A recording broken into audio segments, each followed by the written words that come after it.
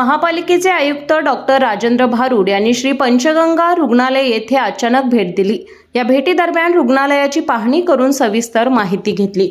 तसेच रुग्णालयातील विविध विभागांना भेट दिली। यावेळी रुग्णालयाकडील प्रशासकीय वैद्यकीय अधिकारी डॉक्टर विद्या काळे हेरवाडे यांनी रुग्णालयाकडील सर्व विभाग आणि कामकाजाची माहिती दिली।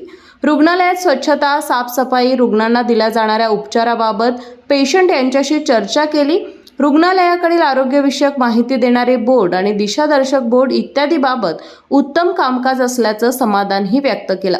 त्याचप्रमाणे हजर असणाऱ्या स्टाफच्या टीमवर्कची प्रशंसा केली। इथून पुढे पंचगंगा रुग्णालय हे शासनाकडील कायाकल्प, एनकोस यासारख्या विविध क्वालिटी इन्शुरन्स प्रोग्राममध्ये आपला पहिला क्रमांक पुन्हा पटकावण्याकरिता मार्गदर्शन केले।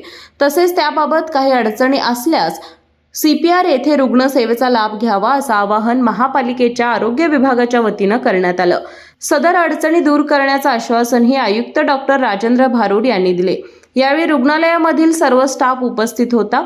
महापालिकेच्या सावित्रीबाई फुले रुग्णालयाकडील लेबर रूम म्हणजेच प्रसूतिगृहचे निर्जंतुकीकरणाचे काम करण्यात येणार आहे। हे काम शनिवार 9 ते 11 मे पर्यंत 3 दिवस करण्यात येणार आहे। त्यामुळे या कालावधीत लेबर रूम 3 दिवस बंद राहणार आहे। मंगळवार 12 स्वॅब रिपोर्ट आल्यानंतर कामकाज सुरू होणार आहे।